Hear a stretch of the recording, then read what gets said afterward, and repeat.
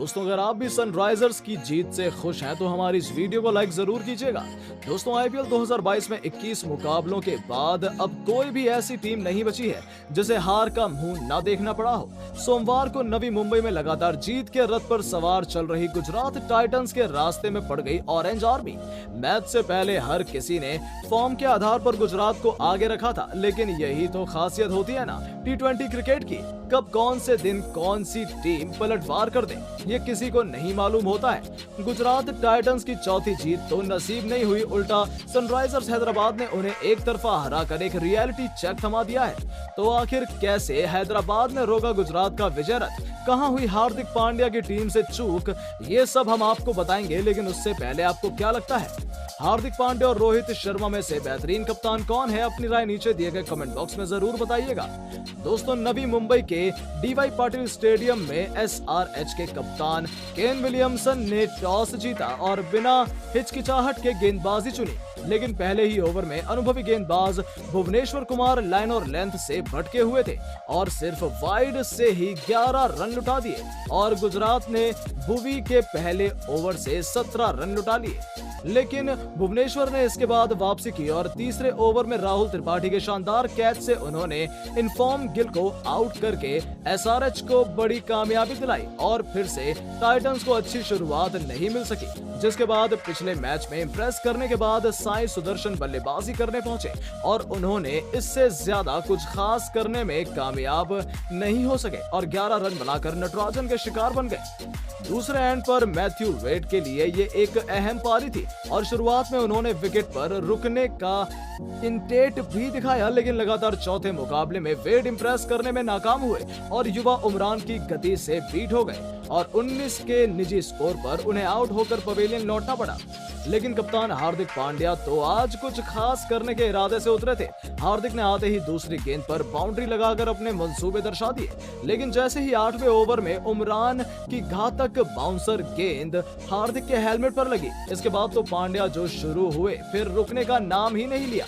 हार्दिक ने उमरान को उसी ओवर में 2 चौके लगाए, फिर अगले ओवर में मार्करम को एक छक्का लगाया, जिसके बाद पहले 10 ओवर में गुजरात ने बोर्ड पर 80 रन लगा दिए। हालांकि अगले 2 ओवरों में एसआरएच के गेंदबाजों ने कसी हुई गेंदबाजी कराई, लेकिन 13वें ओवर में उमरान ने आकर 13 रन लुटा दिए और टाइटंस इसी के साथ 100 के आंकड़े को पार कर पाई। लेकिन मार्को जॉनसन ने अगले ओवर में मिलर को आउट करके गुजरात को चौथा झटका दे दिया। पर जहां एक तरफ विकेट गिर रहे थे, वहीं दूसरी तरफ कप्तान हार्दिक पांड्या डटे हुए थे और फिर आए युवा अभिनव मनोहर, जिन्होंने अपने कप्तान का बखूबी साथ निभाया। आते ही अभिनव ने उमरान को 2 चौके लगाए, फिर मार्को जॉनसन और भुवनेश्वर को भी चौका चला। 17 ओवर में गुजरात ने 4 विकेट पर 135 रन बना लिए थे, लेकिन इसके बाद अगले 2 ओवरों में ग्राउंड पर काफी ड्रामा हुआ। 18वें ओवर में नटराजन ने लगभग अभिनव का विकेट हासिल कर लिया था, लेकिन मार्करम ने यह आसान मौका गंवा दिया और इसका भरपूर फायदा उठाते हुए अभिनव ने ओवर में 2 बाउंड्रीज जड़ दी। फिर 19वां ओवर लेकर आए भुवी और यहाँ तो हद ही हो गई। ऐसा लगा जैसे अभिनव आज नसीब लेकर ही उतरे थे, क्योंकि इस ओवर में 2 बार अभिनव को जीवन दान मिला, लेकिन फिर से एक बड़ा शॉट मारने के प्रयास में गेंद हवा में गया और इस बार राहुल त्रिपाठी ने कोई भी गलती नहीं की। कैच कंप्लीट हुआ और अभिनव 21 गेंदों में 35 रन की शानदार पारी खेलकर आउट हुए। फिर आखिरी ओवर में यॉर्कर किंग नटराजन ने भी जबरदस्त गेंदबाजी करते हुए केएल को 7 रन दिए और 2 विकेट भी झटक लिए। वहीं स्लॉग ओवर में कप्तान पांड्या के बल्ले से एक भी बड़ा शॉट नहीं आया, लेकिन टाइटंस के कप्तान एक छोर पर जमे रहे और 42 गेंदों में 50 रन की कप्तानी पारी खेली, जिसकी बदौलत गुजरात ने 20 ओवर में 162 का सम्मानजनक स्कोर खड़ा किया। 163 के जवाब में हैदराबाद की शुरुआत पैसेंजर ट्रेन की तरह हुई। विलियमसन और अभिषेक शर्मा की जोड़ी पहले 3-4 ओवरों में 1-1 रन के लिए जूझती दिखाई दी। इस दौरान हार्दिक और मोहम्मद शमी ने एक भी बाउंड्रीज नहीं कंसीड की, लेकिन इसके साथ ही शमी के पहले ओवर में विलियमसन को आउट करने का मौका भी कप्तान हार्दिक ने गंवा दिया, जब उन्होंने पहले ओवर में डीआरएस न लेने का फैसला किया। 4 ओवर्स में एसआरएच ने सिर्फ 11 रन बनाए थे, लेकिन इसके बाद कप्तान केन और अभिषेक ने गियर बदल दिए, जहां 5वें ओवर में विलियमसन ने अपने बाजुएं खोलते हुए शमी को 2 बाउंड्रीज लगाई। वही युवा अभिषेक शर्मा ने पावर प्ले के आखिरी ओवर में लॉकी फर्ग्यूसन के ऊपर धावा बोलते हुए 4 चौके समेत कुल 17 रन जड़ दिए और फिर एसआरएच की रन गति ने रफ्तार पकड़ ली। पावर प्ले में हैदराबाद ने बिना किसी नुकसान के 41 रन बना लिए। इसके बाद अगले ओवर में 50 की पार्टनरशिप पूरी की।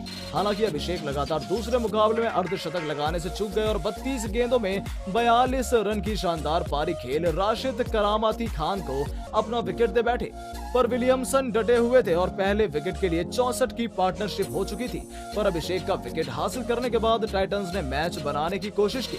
अगले कुछ ओवरों में गुजरात के गेंदबाजों ने डॉट बॉल डाले, जिससे रिक्वायर्ड रेट 10 से ऊपर जा पहुंचा।